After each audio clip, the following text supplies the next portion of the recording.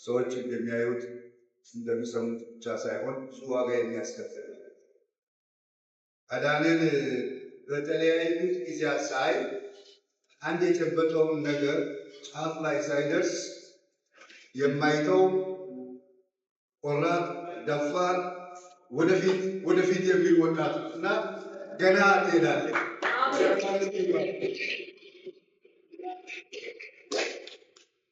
ተስፋ የማይቆርጡ ሰዎች የጀመሩትን ንቀው መንገድ ላይ የሚተዉ ሰዎች አሉ። አንዳንድ ጊዜ ቻሌንጆች፣ ፈተናዎች ሲገጥሙ ወዲያው መንገድ ላይ ጥሎ ለምን ለፋለሁ ብሎ ጥሎ የሚሄዱ ሰዎች አሉ። እኔ እርግጠኛ ነኝ እነዚህ አሁን ስሞችም የመጡት ዶክተር እስከ መባል ድረስ፣ መጽሐፍ እስከ መጽሐፍ ድረስ፣ ቤተ ክርስቲያን እስከ መምራት ድረስ እኔ ደግሞ በደንብ የማውቀው ዘማሪ እንደነበረ አሁን ትዘምራለህ? አሜን። እና ጌታ ኢየሱስ ይባርክ። በእውነት ጌታ ይባርክ። በጣም ደስ ብሎኛል። ኃይለኛ ስለሆነ ነው እኔም ዛሬ እዚህ እንዲገኝ ያደረገኝ። ከጥንካሬው ብዛት ተደንቄ ነው እዚህ የመጣሁትና እግዚአብሔር አብዝቶ ይባርክ። ለእኔም ደግሞ ወገኖች ሆይ ትንሽም ትሁን ብዙ የእግዚአብሔርን ቃል የመናገር እድል ማግኘት ከምንም በላይ ለእኔ ትልቅ እድል፣ እኔ ደስ ብሎኛል። የእግዚአብሔርን ቃል አካፍላለሁ። አሁንም የሰበረው የእግዚአብሔር ጉብኝት ነው። እግዚአብሔር ዛሬም ይጎበኛል። ጨለማውንም ጸጥታውንም መለወጥ የሚችል ጌታ አለን። እንደዚህ ይላል ቃሉ ቁጥር 57 እና 58 ሉቃስ ወንጌል ላይ ኤልሳቤጥም የመውለጃዋ ጊዜ ደረሰ፣ ወንድ ልጅም ወለደች። ጎረቤቶቿም ዘመዶቿም ጌታ ምሕረቱን እንዳገነነላት ሰምተው ከእርሷ ጋር ደስ አላቸው። እግዚአብሔር ምሕረቱን አገነነላት። ጸጥታውን የ400 ዓመታት ጸጥታ የሰበረ የእግዚአብሔር ጉብኝት በሕይወቷ ተገለጠ። የአዲስ ኪዳንና የብሉይ ኪዳን ማጠቃለያ የአዲስ ኪዳን መክፈቻ የሆነውን ታላቅ ሰው ወለደች። አይምሰላችሁ ወንድማችን ዶክተር አዳነ ልጅ ወልደሃል አይደል? ስንት ልጆች አሉት? እሷ ባለቤት ናት። እንኳን ደስ አለሽ። እንደዚህ ተስፋ የማይቆርጥ ጀግና ባል እግዚአብሔር ሰጥቶሻልና ጌታን አመስግኝ። ደግሞ አንተ አይደለህም ጀግና ሚስት ከበስተጀርባ ስትኖር ነው ወንድ ጀግና የሚሆነው ባል። ስለዚህ ለእሷ አጨብጭቡላት። የአዳነ እዚህ ድረስ የታገሰች እሷ ናት። አዳነ ይህንን አገኛለሁ ብሎ ለቤት የሆነውን ቀለብ ሁሉ ሲያፈስ፣ አንዴ ሲጠፋ አንዴ ሲገኝ ልጆቹን ይዛ ለእሱ ቀኝ እጇን አንስታ እየጸለየች እዚህ አድርሳለችና በእውነት ጌታ ይባርክሽ። እንደ ኤልሳቤጥ አንቺም የስኬት ሰው ነሽ። እግዚአብሔር የተመሰገነ ይሁን። እግዚአብሔር ጌታ ምሕረቱን አገነነላት። ለእናንተስ ምሕረቱን አገነነላችሁ? ሃሌሉያ! አንቺ ብቻ አይደለም ባይ አሜን። እግዚአብሔር ምሕረቱን ያገነነላችሁ ብቻ ነው የሚለው ይገርምሃቸዋል። ሁልጊዜ አንድ ቦታ ለመሄድ ከአንድ ጀምረን ነው ሁለት የምንለው 3 4 እያልን የምንጓዘው። በምንም መልኩ አንድን ሳናነሳ ዘለን መሄድ አንችልም። ስለዚህ አንድ ልጅ ተወልዷል፣ ተፈጥሯዊ ልጅ ተወልዷል። እዚህ ደግሞ የስልጣኔ ልጅ የሆነ አንድ መጽሐፍ ተወልዷል። ባርኩት። አሁን ዛሬ ቀላል የምትመስል መጽሐፍ ገና ልጅ ነገ 10 20 ምትጽፍ ታላቅ ሰው ትሆናለህ። እቺ በር ከፋች ናት። እግዚአብሔር ስሙ ብሩክ ይሁን። ጌታ ወደ ውስጥ ያመጣ ለሁላችንም የሚሆን አንድ ቆንጆ መልእክት አለ። እግዚአብሔር ምሕረቱን አሁንም ያግንንላችሁ። የእግዚአብሔር ምሕረት እንዲገንላቸው የምትፈልጉ የእግዚአብሔር ምሕረት ሲመጣ ነው ሰው የሚያልፍለት። ሰው አንድ እርምጃ ወደፊት የሚሄደው እግዚአብሔር ሁል ጊዜ በሕይወቱ ምሕረቱን ሲያበዛ ነው። ስሙ ይባረክ። አንድ ሌላ ጥቅስ ደግሞ ጨምሬ ካነበብኩ በኋላ ርዕሱን እሰጣለሁ። ቀለል ያለች መልእክት ናት፣ ነገር ግን የማትረሳ ናት። ወጣቶች እንድታስታውሱ። ሌላው ጥቅስ ከኢሳይያስ ምዕራፍ 62 ቁጥር 8 ላንብብ። ኢሳይያስ 62 ቁጥር 8። ይህ በጣም ደስ የሚል ክፍል ነው። በእርግጥ በመጽሐፍ ቅዱስ ውስጥ ደስ የማይል ክፍል የለም፣ ሁሉም ደስ የሚል ነው። ግን አንዳንድ ጊዜ ከሁኔታ ጋር ሲያያዝ ለየት የሚሉ ጥቅሶች አሉ። እግዚአብሔር ስሙ ይባረክ። እንደዚህ ይላል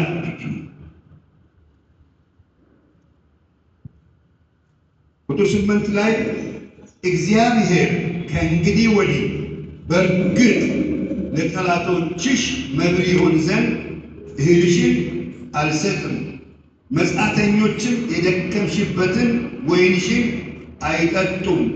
ነገር ግን የሰበሰቡት ይበሉታል። ለኔ ልዩ መልእክት ነው የክፍል የሚሰጥ። ልብ በሉ። ለፍቶ ጥሮ ግሮ ሁኔታዎችን ወደሚፈለግበት ደረጃ ያደረሰው ነገር የሚበላ ሰው የታደለ ሰው፣ እግዚአብሔር ልፋቱን ያልናቀበት፣ እግዚአብሔር ድካሙን ቸል ያላለበት ሰው፣ ድካሙን እግዚአብሔር የቆጠረለት ሰው፣ ድካሙን ቆጥሮ ወደ ውጤት ሲመጣ ውጤት የሚያገኝ ሰው እርሱ የታደለ ሰው። ስለዚህ እግዚአብሔር ትልቅ ነው። መልእክቴ ያለኝ መዝሙረ ዳዊት 128 ላይ ነው። ነገር ግን እሱ ውስጥ ቁጥር 1 እና 2 ካነበብኩ በኋላ ርዕስ ሰጥቼ ሶስት መሰረታዊ ነገሮችን ከዚህ በማንሳት እናገራለሁ። እግዚአብሔርን የሚፈሩት ሁሉ በመንገዶቹም የሚሄዱ ምስጉኖች ናቸው፣ የድካምህን ፍሬ ትመገባለህ ይላል። የድካምህን ፍሬ ትመገባለህ። ልጅ አስተምረህ ለቁም ነገር አድርሰህ ልጅ ሲያከብር ታያለህ።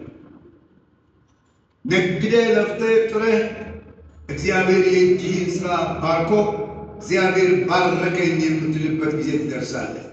አንተ የለፋኸውን ሌላው አይበላም። እግዚአብሔር ይጠነቀቅልሃል። ቅዱስ አባት ሆይ ስለዚህ ጊዜ አመሰግናለሁ።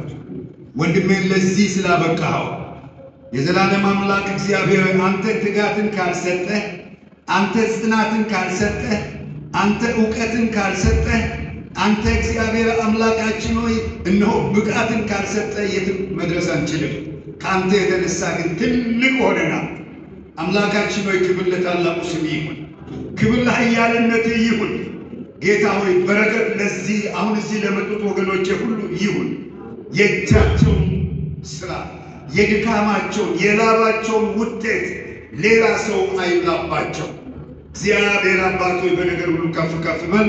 ይህን ጊዜ ለአንተ አደራ አሳልፈን ሰጠን፣ በኢየሱስ ክርስቶስ ክቡር ስም። እንዲህ በሚል ርዕስ ይህንን ክፍል እናገራለሁ። እግዚአብሔር በልቤ እንዳስቀመጠ ጻድቁን መልካም ይሆንልሃል በሉት በሚል ርዕስ ሰማችሁ? እስቲ በሉልኝ፣ ርዕሱን ድገሙልኝ። ጻድቁን መልካም ይሆንልሃል በሉት። እስቲ በወላይትኛ ይሄንን ዶክተር አለነ በጣም ጎበዝ ነው። እስቲ ሹ ወላይታ ኮሌጅ ይርቱ የሻዩ ለቆይ ከሻዩ ለቆይ ኒዮ አናናጊተ ተማሩ ዲያሰ ሃሌሉያ። አቤት ጌታ አይምሰላችሁ። በዚህ ስፍራ በእናንተ ፊት ለመቆም እግዚአብሔር እድል ሰጥቶኝ አሁን ይህንን መልእክት የማካፈለው ስንት ውጣ ውረዶችን እግዚአብሔር በዚች ከተማ ውስጥ ሲያሳድገን እንዳሳለፍን አያለሁ። ዛሬ ይሄ የረገጥነው ስፍራ ቀላል ቦታ አልነበረ። እግዚአብሔር ነገርን ዓለምን እየቀየረ እዚህ ቦታ ደረሰ። እግዚአብሔር ይባርከናል፣ ገና ያሳድገናል። እግዚአብሔር እንደሰጠኝ ርህት እናንተ ይህ ቤተሰብ መልካም ይሆንላችኋል። ከዚህ ጋር የተያያዘ መዝሙር 126 ላንብብላችሁና ሶስት ነገሮችን ተናግሬ አበቃለሁ። መዝሙር 126 እግዚአብሔር የጽዮንን ምርኮ በመለሰ ጊዜ እጅግ ደስተኞች ሆነን። ሃሌሉያ። በዚያን ጊዜ አፋችን ደስታን አንደበታችንም ሐሴትን ሞላ። በዚያን ጊዜ በአሕዛብ ዘንድ እግዚአብሔር ታላቅ ነገርን አደረገላቸው ተባለ። እግዚአብሔር ታላቅ ነገርን ያደረገልን ደስም አለን። አቤቱ በደቡብ እንዳሉ ፈሳሾች ምርኳችንን መልስ። በለቅሶ የሚዘሩ በደስታ ይለቅማሉ። በሄዱ ጊዜ ዘራቸውን ተሸክመው እያለቀሱ ተሰማሩ። በተመለሱ ጊዜ ግን ነዶአቸውን ተሸክመው ደስ እያላቸው ይመጣሉ። እግዚአብሔር ልፋታቸውን የቆጠረላቸው እግዚአብሔር ላባቸውን ወዛቸውን ያፈሰሱበትን የተጉበትን የጸለዩበትን ወደ ፍሬ ያመጣላቸው ሰዎች እያለቀሱ ወደ ስራው ገቡ። ነገር ግን ነዶ ሰብስበው ደግሞ ይመለሳሉ። የሚገርማችሁ ነገር ቢኖር እግዚአብሔር ወደ ነዶው ሲመልስ እግዚአብሔር ልፋታችንና ድካማችንን በእጃችን አሳልፎ ሲሰጥ በሩቅ የቆሙ ሰዎች እኮ እዩ ብሎ ያውጃሉ። በዚህ ስፍራ የእግዚአብሔር ቃል እንደዚህ ይላል፣ እግዚአብሔር ታላቅ ነገርን አደረገላቸው ተባለ ይላል። አሎ በእውነት ነው የምላቸው፣ እግዚአብሔር ነው በሰውም ውስጥ መደነቅን የሚያመጣ። እግዚአብሔር የሚያስደንቅ አምላክ ነው። ከነዚህ ክፍሎች ውስጥ ሶስት መሰረታዊ በረከቶችን አያለሁ። አሁን ካነበብኳቸው ክፍሎች የመጀመሪያው የሥራ በረከት ነው። የጥረት በረከት ነው። የልፋት በረከት ነው። ሥራ በረከት ነው። ጥረት በረከት ነው። ልፋት በረከት ነው። መትጋት በረከት ነው። እግዚአብሔር ትጋት ይስጣችሁ። ሃሌሉያ። ትናንትና በጣም ትንሽ እኔ ትዝ የሚለኝ አንድ ስሙን አልጠራም፣ አንድ ወጣት ልጅ የዛሬ 20 ዓመት አካባቢ የኔ ቤት በጣም ትንሽ ነበረች። እነዚህ ያውቃል ልጅ የሆነው ያውቃል። እና 42 ቆርቆሮ ከላይ ሳንቲም ስላልነበረኝ እኔ ራሴ በጭቃ ኮርኒስ ሰራውላት። ከላይ ኮርኒሱን ጭቃው ወደ ታች እየጎተተ ነው። ከታችን ያስገባሁት ሊሾ ዳርና ዳር ያለው ግድግዳው ወደ ታች ሲጫን በመሃል ተሰንጥቆ ወደ ላይ ተከፍቷል። የሆነ አንድ እንግዳ ወደ ቤት መጥቶ ወንድም ተስፋዬ፣ አቤት፣ ቤቴ ከላይ ወደ ታች እያደገ ነው፣ ከታች ወደ ላይ እያደገ ነው፣ እንዳይጨምቅህ አለ። ለዚያው ምንም ነገር ሳይኖረኝ ከኔም የባሰ ችግር ያለበት አንድ ነጋዴ ኮልኮሌ የሚነግድ ልጅ በ50 ብር ተከራየ። እሷንም ሳሎን ከሳሎኗ ወጥቼ ወደ ትንሿ ክፍል ገባው ልጆቼን ለማስተማርና ጥቂት ሳንቲም ለማግኘት ፈልጌ። በዚያች ሳሎን ውስጥ በ50 ብር የገባው ወንድም ዛሬ ሚሊዮነር ነው። እኛ ጋር የቢ ኳየር ዘማሪ የነበረ ነው። አሁን አዲስ አበባ ነው ያለው። በዚህ ከተማ የተለያዩ ህንፃዎች አሉ። በአዲስ አበባ ከተማ ህንፃ አለ። እግዚአብሔርን የሚወድ ልጅ ነው። ነገር ግን በእግዚአብሔር ፊት የጌታንን ቤት ስራ ለመስራት የራሱንም ስራ ለመስራት ራሱን መስዋዕት አድርጎ ይሰጥ ነበርና እግዚአብሔር ልፋቱን አበላው። እኔንም የሰማይና የምድር ጌታ ከላይ ወደ ታች ከታች ወደ ላይ የምታድገውን ቤት አስቀይሮ ዛሬ ጥሩ የሚመች ቢላ ቤት ሰጥቶኛል። እግዚአብሔር ስትማር ለትምህርት ስኬት በር የሚከፍት እርሱ፣ ስትነግድ ለንግድ በር የሚከፍት ስኬት የሚሰጥ እርሱ ነው። እግዚአብሔር ለአገልግሎት ከጠራ ከሰው ለየት አድርጎ ልፋትንና ጸሎትን ሰምቶ ሞገስ የሚሰጥ በሰው ሁሉ ፊት ክብርንና ጸጋን የሚያለብስ እግዚአብሔር ነው። ይኸው በፊታቸው የቆምኩ እኔ ሽማግሌው ተስፋዬ በዚህች አይኔ ብዙ ነገሮችን አይቻለሁ። ለካ ዳዊት ዝም ብሎ አይደለም በሽምግልና ዘመኑ ተወለድኩ፣ አደግኩ፣ አረጀሁ፣ ጻድቅ ሲጣል ዘሩ ሄደን ሲለምን በእግዚአብሔር ፊት የሚተጋ ሰው እግዚአብሔር ትጋትን ሰጥቶት በእጁ ያስጨበጣትን ትንሿን ነገር ወደ ስኬት ለማምጣት ቀንና ሌሊት የሚተጋ ሰው እግዚአብሔር እነሆ ጨምሮ ነዶ በነዶ አድርጎ ያሸክመዋል። የመጀመሪያው የሥራ በረከት ሲባል የለፋውን ሌላ ካልበላ እዚህ ሰፈር ያለውን ታሪክ ማውራት በጣም ቸገራል። የማውቀው ይሄን ከተማ እየተቆጣጠረ አንድ ሰው እዚህ ሰፈር ነበር። ይሄ ቤትና ይሄ መለዳው ቤቶች የገነነ ሰው ከሰይጣን ጋር ግንኙነት ስለነበረው መታሰቢያው ከነስሙ ጠፋ። የለፋውን በሙሉ የሚበላ ሰው ጥቂት የሆኑ ሰዎች በሉት፣ እሱ ግን ሞተ። እግዚአብሔር የሰጠው እግዚአብሔር ከእሱ ጋር የሆነ ሰው እግዚአብሔር ከእርሱ ጋር የሆነለት ሰው ምስጉን ነው ይላል። እግዚአብሔር የተመሰገነ ይሁን። በመውጣት ምስጉን ነው፣ በመግባት ምስጉን ነው። በተለይ እግዚአብሔርን በታማኝነት የሚያገለግል ስራውን እግዚአብሔር በእጁ ያስጨበጠው ንግድም ቢሆን ይሄ ከጌታ የተሰጠኝ ነው፣ ሌላም ቢሆን ይሄ ከጌታ የተሰጠ ነው ብሎ ተግቶ የሚሰራ የስራውን በረከት ያያል። በዚያች ትንሽ ጎጆ ውስጥ ሆኜ ልጆቼን ከፍተኛ ጥሩ ትምህርት ቤቶች ለማስገባት ሳንቲም አልነበረኝም፣ ግን አንድ ትልቅ ነገር ነበረኝ። ሐዋርያው ጴጥሮስ በሐዋርያት ሥራ ምዕራፍ 3 ላይ የነበረውን ፎከረ አለኝ አለ። አንድ ነገር ምን እንዳለ ታውቃላችሁ? ምንድን ነው የፎከረው? ምዕራፍ 3 ላይ ሐዋርያት ሥራ ምዕራፍ 3 ላይ ጴጥሮስ የፎከረው የሆነ ለማኝ በፊቱ ቆሞ ባካችሁ፣ እንዲሁ ባካችሁ ስለ ሙሴ ያለፈው ሙሴ ሳይሆን አይቀርም ስለ ሙሴ፣ ስለ አብርሃም፣ ስለ ያህዌ ብላችሁ ትንሽ ስጡኝ ብሎ ሲፎክር ስለምን እኔ ያለኝ አንድ ነገር ነው፣ እርሱም የናዝሬቱ ኢየሱስ ነው። በኢየሱስም ተነሳና ተመላለስ ነው። እግዚአብሔር ይሄንን ጌታ በእጃችን ከሰጠ ከስሙ ጋር መሳካት አለ። የሥራ በረከት እግዚአብሔር በልጆች ይባርካችሁ። በልጆች ከተባረኩት አንዱ እኔ ዛሬ እዚች በራፍ ላይ በመኪና መጥቻለሁ። እኔ ገዝቼ አይደለም፣ አንድ ትንሿ መጨረሻ ልጄ ናት የገዛችው።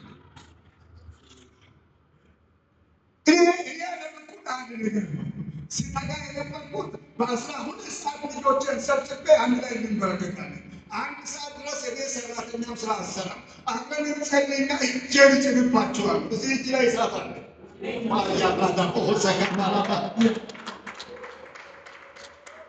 የሚያስቀጥል የሚለውጥ የሚባርክ የሚያሳድግ ክብር አለ እዚህ ውስጥ። ከጌታ መዘዛቸው እግዚአብሔር ይበዛል። ስራህን ይባርካል፣ ጸሎትሽን ይባርካል፣ እንባህን ይባርካል። ሌላው ያበላል፣ የኔን ሌላው ያልተፈለገው አይበላም። በውስጥ ለልጆቼ ነው፣ የራሴ ነው። አገልግሎት የሆነ ሀብቴ፣ ንብረቴ፣ ክብሬ የኔ ነው። አሻራናማ አሲያ ከዚህ ሁሉ በላይ ደግሞ በጣም ደስ የሚለኝ ሁለተኛው በረከት ሰው በቀላሉ የሚያየው ይመስላል፣ ግን በጣም ትኩረት የሚሰጥበት የማሰምርበት በረከት ነው። እርሱም ምን እንደሆነ ታውቃላችሁ? አነባለሁ። ከዚሁ ከመጽሐፉ የቀዳሁት እንጂ ከራሴ የወሰድኩት አይደለም። ምስጉን ነህ፣ መልካም ይሆንልሃል። አሎ ምስጉን ነህ፣ መልካም ይሆንልሃል። እስቲ በጎናችሁ ያለውን ሰው እንደዚህ አባርኩት።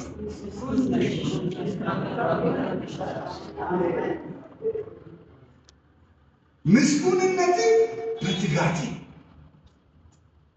በጸሎት ለእግዚአብሔር ቃል ባለ ፍቅር በታማኝነት በጥቂቱ በእግዚአብሔር ፊት ታምነህ መትጋት ምስጉን። ስለዚህ የተስፋ በረከት በአሁኑ ጊዜ ሴጣን ከሚሰራው ትልቁ ስራ ምን እንደሆነ ታውቃላችሁ? ሰውን ተስፋ እያሳጣል። ሰሞኑ በዩቲዩብ ላይ አንድ በፊልም የተለቀቀ ነገር አይቻልም። አንድ ትልቅ የታወቀ ባለሀብት ራሱን ገደለ የሚል በአገር ደረጃ የሚታወቅ ባለሀብት ፎቶው ወጥቷል። በ30 እስከ 40 ወይ 45 ከዚህ በላይ ዕድሜ አይሆንም። በጣም ሚሊዮነር የሆነ ሀብት ራሱን አጠፋኝ። ቅድም ስለዚህ ሰፈር ታሪክም ነግሬያቸዋል። እግዚአብሔር የሌለው ሰው ተስፋ የሌለው ሰው ነው ወገኔ ሆይ። እግዚአብሔር ተስፋ ያሳጣል። ፓስተር፣ ዶክተር፣ እናንተ ወገኖቼ ልንገራችሁ፣ ልጆቻችሁ ላይ እጃችሁን ስትጭኑ እናንተ ዛሬ አንድ ስቴፕ ያክል ሄዳችኋል። ልጆቻችሁ 10 እጥፍ ከእናንተ በላይ ሄዱ ዘንድ ተስፋችሁ ሁልጊዜ የሚለመልም ነው። እኔ ተስፋ ያለኝ ሰው እንጂ ተራ ሰው አይደለሁም። እንኳን በምድር በሰማይም ተስፋ አለኝ። እስቲ ተስፋ አለኝ ነው። ተስፋ ሲጠፋ ነው ሰው የመጨረሻ ጭካኔ የሚታይበት፣ የመጨረሻ እርምጃ የሚታይበት። ይሁዳ አስቆርጦ ተስፋውን ቆርጦ ነው ራሱን የሰቀለው። ጴጥሮስ ተስፋ አለኝ አለ። ምንም ብክድ ተስፋ አለኝ ብሎ ወጣ አለና ተንሰቅስቆ አለቀሰ። የናዝሬቱ ኢየሱስ የልቡን ስለሚያይ ተስፋውን እንደሚያለመልምለት አውቆ በድካምና በውድቀት እያለ ነው ሹመት የሰጠው። ወገኖቼ ወይ እግዚአብሔር ልባችንን ያውቃል። በተስፋ ተጓዙ። ተስፋ በረከት፣ ተስፋ በጣም ትልቅ በረከት ነው። ሶስተኛውና የመጨረሻው በረከት ሃሌሉያ ላንብብላችሁ።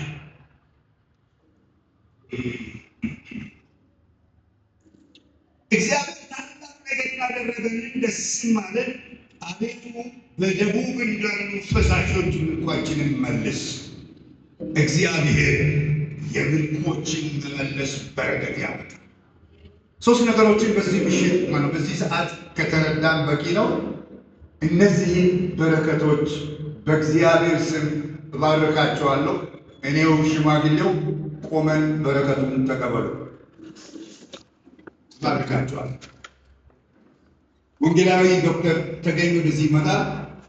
እሱ እኔ ከባረኳችሁ በኋላ ይጸልያል። እጆቻችሁን አንሱ። እግዚአብሔር የበረከት አምላክ ነው።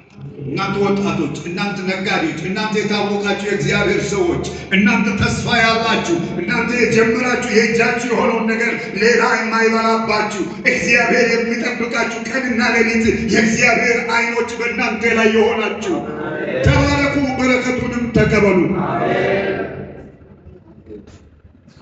እግዚአብሔር ይራራላችሁ። እግዚአብሔር ይባርካችሁ። እግዚአብሔር ፊቱን ወደ እናንተ ይመልስ። እግዚአብሔር ይጠብቃችሁ። እግዚአብሔር የእጃችሁን ሥራ ትጋታችሁንና በረከታችሁን ሌላ እንዲበላ አይፍቀድ። በእናንተ የጀመረው ከእናንተ ወደ ልጅ ልጆቻችሁ ይተላለፍ። እግዚአብሔር በጤና ይባርካችሁ። አንተ ዶክተር አዳነ እግዚአብሔር ይባርክ።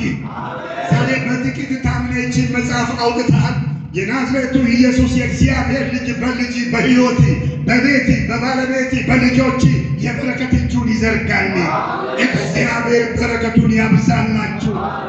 ነዶ በነዶ ሁኑ። ተስፋችሁ የለመለመ ይሁን። የእጃችሁን ሥራ ብሉ። እኔ ከእሱ ጋር የምንነጋገረው ነገር አለ። አንድ 10 ዓመት የቆየች መጽሐፍ አለች። የእውነት ለእሱ ነግሬሃለሁ። እስካሁን ድረስ ለማውጣት ይቸግረኛል። ሌሎች ነገሩት አሉ። ግን ምንድነው እጅግ ስቃይ። ዝም ብለህ ስለምታወጣው ነገር አይደለም። አሳልፈህ ዝም ብለህ ለሜዳ የምታወጣው ነገር አይደለም። መልካም ነገር ውስጥ አስቀምጠህ ማራኪ ነገር ለዛ አከለ ያ ሲበትን ነገሮችን ጨምረህ የምትልከው ነገር ይህንን ነገር እግዚአብሔር ለእሱ ገልጦት 2 ዓመት አገልግሎት ውስጥ ላይ የነበረው እይታ ትምህርቱ ሴኩላር ላይ ጀምሬ ነገር የተማረበት ነገራችን ደስ የሚል ነገር የተለያዩ ሰርቲፊኬቶች አሉ። በዲፕሎም በተለያዩ አጫጭር ኮርሶች፣ በዲግሪ ደግሞ ኢንጂነሪንግ በዛው ልክ ሴኩላር ላይ ኢንጂነሪንግ ሄደችው ይሆናል። አሁን ደስ የሚል ነገር ነው። አንዳንድ ሰዎች እኔ እንደኛው ለምሳሌ ሰዎች ቴዎሎጂ ዲግሪ ሳይኖረኝ ማስተርስ ሊደርሽፕ ነው። እሱ ግን ቴዎሎጂ በመጀመሪያ ዲግሪ ላይ በወንጌል ሀብል አድርጎ ሁለተኛው ዲግሪ ደግሞ በማስተርስ ክርስቲያን ሊደርሽፕ ነው አሁን በእጁ ይዘው ፒኤችዲ በሱ ላይ ደግሞ ክርስቲያን ሊደርሽፕ ላይ ጨርሶ ለዚህ ለዛሬ ያልደርስ የቻለ ነው። መጽሐፍ ያበቃ ወንድማችን ነውና እስቲ ለዚህ ደስ ያለው ሰው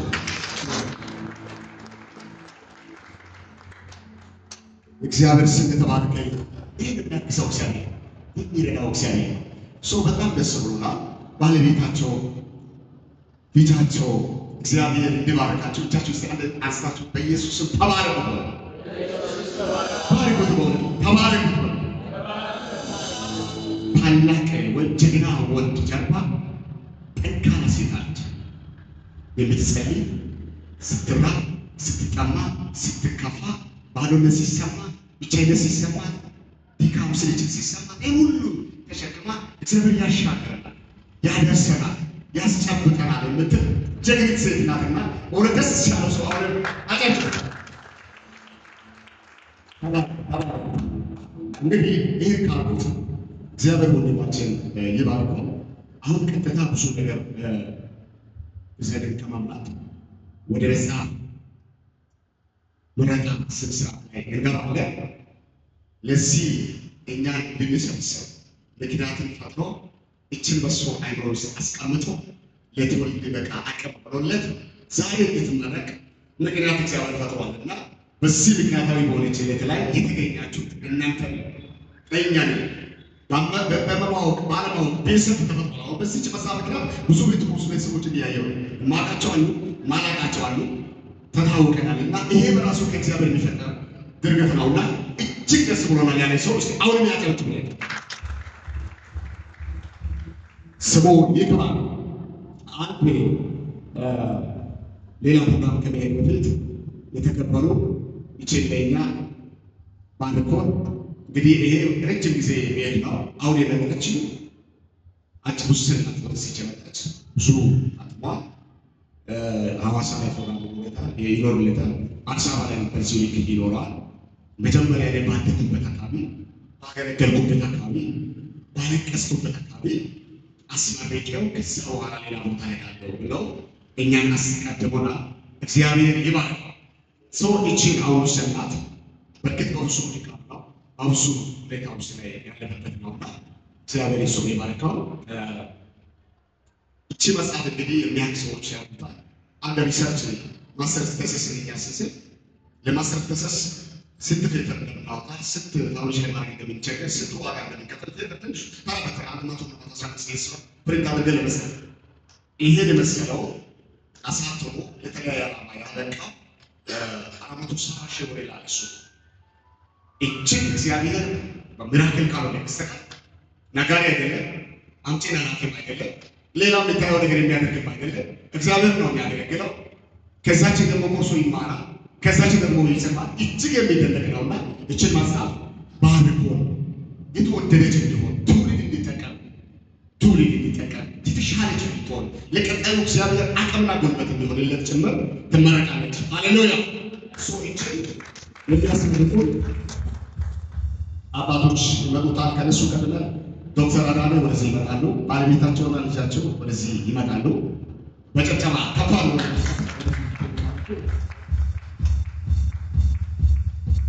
ሃሌሉያ። እንኳን ደህና መጣችሁ። እችን ደግሞ አሁን መስናማል ለኛ አስመርቆን የሚባርኩን እንግዶች ወደዚህ ይመጣሉ። ፓስተር ተሱ ወደዚህ ይመጣሉ። በጭብጨባ ወደዚህ ትልቁታላችሁ። ፓስተር በከተለይ ወደዚህ ይመጣሉ። ፓስተር ቶማስ ወደዚህ ይመጣሉ። አጀምሩ።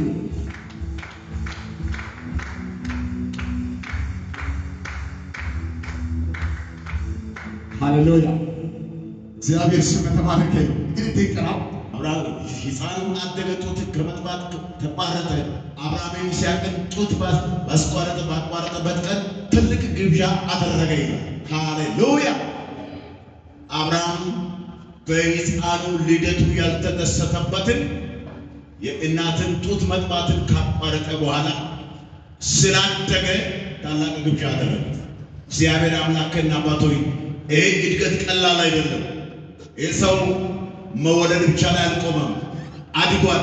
ቀጥሎ ደግሞ እግዚአብሔር አምላክን ለታላቅ ክብር፣ ለታላቅ እግዚአብሔር አምላክ ዝግጅት፣ ለታላቅ በረከት፣ ለታላቅ እግዚአብሔር ግብዣ የሚደርስበትን ቀን እግዚአብሔር ስላደረግ ስናመሰግናል። ስም ይባረክ። በዚህ ቦታ ተገኝተን ደግሞ እናስመረቅ ዘንድ መልካም ዕድል ስለሰጠን እናመሰግናል። ስም ይባረክ። እያንዳንዳችን አድገን እንገለጥ ዘንድ እንድትረዳን እለምናለሁ። ክፉሉ ይመታ። በዚህ ቦታ የተገኙ ወገኖች ሁሉ ይባረኩ። ስለ ሁሉም ተመስገን። እናከብራለን። ፍጻሜያችን በአንተ ያማረ ይሁን። በዚህ ብቻ እንዳይቆም ጳውሎስ ጢሞቴዎስን ምናገር እንዳለ አገልግሎትን ፈጽም አለ። አገልግሎትን ይጀምራሉ፣ ብዙዎች አይፈጽሙም፣ ማዕከል ላይ ያቋርጣሉ። ይሄ እግዚአብሔር መብቃ አይደለም። ይቀጥልና እግዚአብሔር አምላክ ይፈጽም ዘንድ አቅምና ጉልበት እንድትሆን ጸልያለሁ። በኢየሱስ ክርስቶስም ይሄ እድገት እየጨመረ እንዲሄድ ጸልያለሁ። አፉ እንደገና ይከፈት፣ ልቡ ይከፈት፣ አእምሮ እንደገና ይነቃቃ፣ መንፈሴ እንደገና ያግዘው። ስለሰማን ተባረክ። አከብራለሁ በጌታ በኢየሱስ ክርስቶስ። ሃሌሉያ ሃሌሉያ።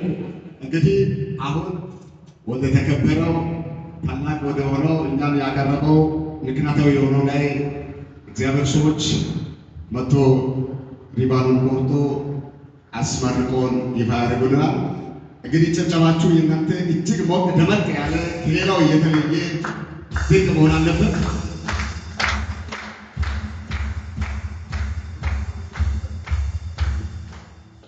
እሺ ሪባኑ ዶክተሩ ይብረት ብለው ፈቅዶታል። አንድ ላይ ሰምቸው አጨብጭቡት እግዚአብሔር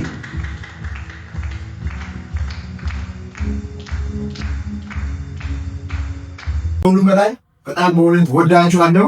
ይሄ መጽሐፍ ሲጻፍ በኮሮና ጊዜ ነበረ ለህትመት የተሰጠው። ከልጅነቴ ጀምሮ ኮምፒውተር የያዝኩ የሆነ ሀሳብ እየጻፍ ነው ከልጅነቴ ጀምሮ ማለት ነው። መጽሐፉን ስጽፍ ጽንሰ ሀሳብ ያደረጉት ነገር የኢየሱስን አገልግሎት መንግስተ ሰማያት ቀርባለችና ንስሐ ግቡ የሚል ሲቀጥል ደግሞ ዞን ሳይ የሐዋርያቶች አገልግሎት በዛ ላይ ማሏቸው በዛ ላይ የተመሰረተ ነው። ያ ብቻ አይደለም። የብሉይ ኪዳን አገልግሎት ስንመለከት የተመረኮዘው አገልግሎታቸው በምንድን ነው? ንስሐ ግቡ በሚል ይሄ ሀሳብ ይሄ አይዲያ ከውስጥ ያልሆናል እና 11 ዓመት ሙሉ መፈጅብኝ በጣም ትኩረት አድርገን ከሰራን አንድ መጽሐፍ 5 እና 6 ዓመት ውስጥ ሊያልቅ ይችላል። ግን ሌላ ተደራቢ ስራ ስለነበረ 11 ዓመት ሙሉ መፈጅብኝ። አይዲያው ግን ከልጅነቴ ጀምሮ ውስጤ ላይ ነበር። የእግዚአብሔር ሰው ዝናቡ ቅድም ለማብራራት እንደሞከረ ከልጅነቴ ጀምሮ በእግዚአብሔር ቤት ላይ ሳገለግል ነበር። ሙሉ ጊዜም ግን አገሰቼ ማገልገል ከጀመርኩ ዛሬ 24 ዓመት ከ94 ጀምሮ ሙሉ ጊዜ ሰጥቼ ጌታን እያገለገልኩ በልቻለሁ። የሁሉ ነገር ባለቤት ማን ነው? የዓለም ታላቅነት የማን ነው? በዚህ ሸክላ ዕቃ ውስጥ የከበረ መዝገብ እያስቀመጠ ማን ነው? እኔ ምንም አንድ ብላቴና ስታዩ አንድ ብላቴና ልጅ ነን፣ ግን እግዚአብሔር ለዓለም ሁሉ የሚሆን ነገር ከውስጤ አውጥቷል። ለዚህ በጣም ደስተኛ ነኝ። ክብር ኢየሱስ ይሁን። እኔ ይህንን መጽሐፍ ጽፌ የተደሰትኩትን ያህል አግኝቼ አልተደሰትኩም። ጌቺ ሰርቼ አልተደሰትኩም። ይሄ መጽሐፍ ከጻፍኩ በኋላ ግን ማንም ሳፖርት ያደርገኝ ሰው አልነበረም። በዚህ ሰዓት ቤት የለኝም፣ በዚህ ሰዓት መኪና የለኝም። ጨረቃ ቤት እንኳን ገዝቼ ለማስቀመጥ 400 ምናምን ሺህ ብር የነበረችዋ አንድ ጓደኛዬ አንተ እብድ ነህ፣ በአሁኑ ዘመን መጽሐፍ አንባቢ ስለሌለ አትጻፍ አትሞኛል። እኔ ደግሞ አልሞኝም፣ ይሄን በውስጥ ላይ ያለውን ራዕይ ወደ ትውልዱ ጋር አፈሳለሁ አደርሳለሁ አሉ። ክብር ለኢየሱስ ይሁን። ይሄ መጽሐፍ ይሄ መጽሐፍ ታትሞ ከወጣ ጊዜ ጀምሮ ዝም ብሎ ደስተኛ ነው። ኢየሱስ ጌታ ደስተኛ ሰው የሰው ልጅ ባይዘው የሰው ልጅ የመጨረሻ ደስታ ለራሱ መኖር ሲችል ለራሱ መኖር ከቻል በጣም በህይወታችን ላይ ስኬታሞች ነን ነው። ክብር ለኢየሱስ ይሁን።